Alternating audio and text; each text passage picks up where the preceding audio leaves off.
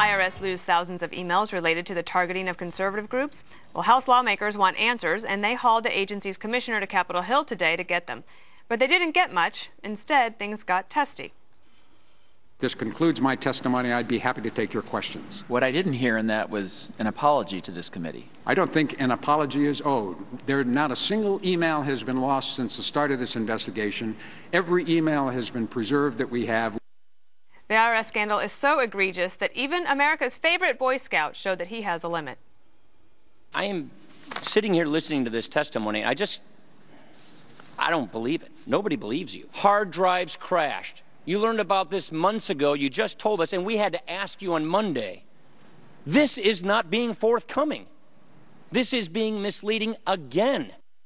All right, we're going to kick it around the table. Eric, there are layers of deception, patterns of abuse, and finally the committee is saying we have had enough. And I think it is starting to show across the country that people just don't believe it, especially because it's not the hard drive where the email would reside. It's on the server. So why isn't it possible to go and get the emails on the servers? They'll get to that. Remember where the emails are? We lost them. We can't find them.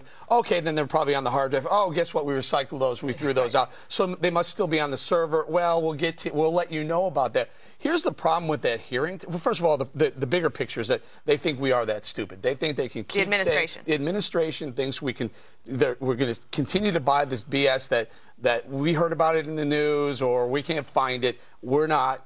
So when things like this happen, here's what the Democrats did today. They apologized when it was their turn to ask a question. One guy to the IRS commissioner, instead of asking him to apologize to the American people, the committee, the Democrat on the committee apologized. Two of them did. And one guy, I can't remember who it was, started talking about Area 51 and Obama's birth certificate to make a mockery out of it. So they don't care. Democrats clearly don't care about this.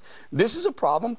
This is a scandal they want to go away as quickly as possible, and they do what Bob does: change the subject, make fun of her, say I'm not talking about it, and then they think we're gonna be okay with it, but we're not. But on this one, from the very beginning, Bob, you said that you thought this was the biggest problem for the White House, like, of all the things that they had going on. This is the one that concerned you the most. The one that concerns me now more, though, is the VA. I think that's a bigger voting issue. I don't think anybody believes this. It's too.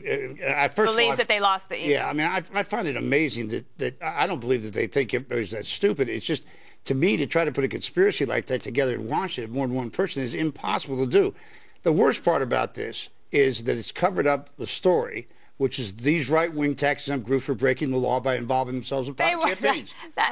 They were too. That is a nice Saul Alinsky tactic, and I am learning from you, but I'm going to skip you now and go to Kimberly.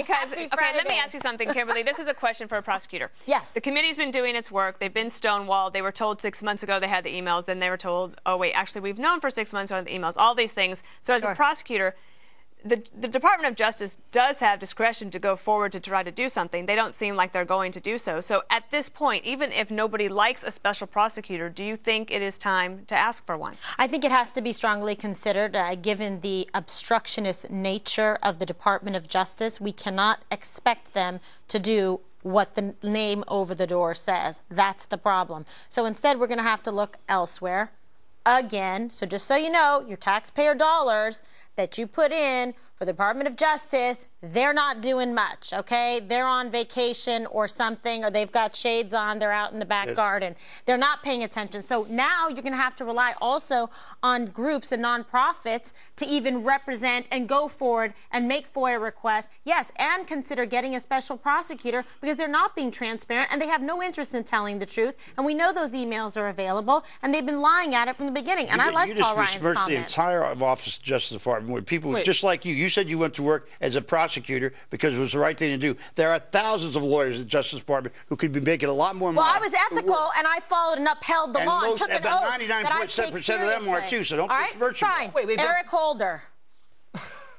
Bob, you just besmirched all the conservative groups that were targeted. You say, well, they were breaking the law, so they should have been targeted anyway. Okay, so if anybody's besmirching anybody, it's you. Also, let me just point out what we learned today about the timeline. Okay, in June 2011, okay, June 3rd, Congressman Camp wrote a letter to Lois Lerner, alerting her that he knew what was going on, asking her questions about targeting, criteria, corresponding with the Treasury Department. 10 days later, you know what happens?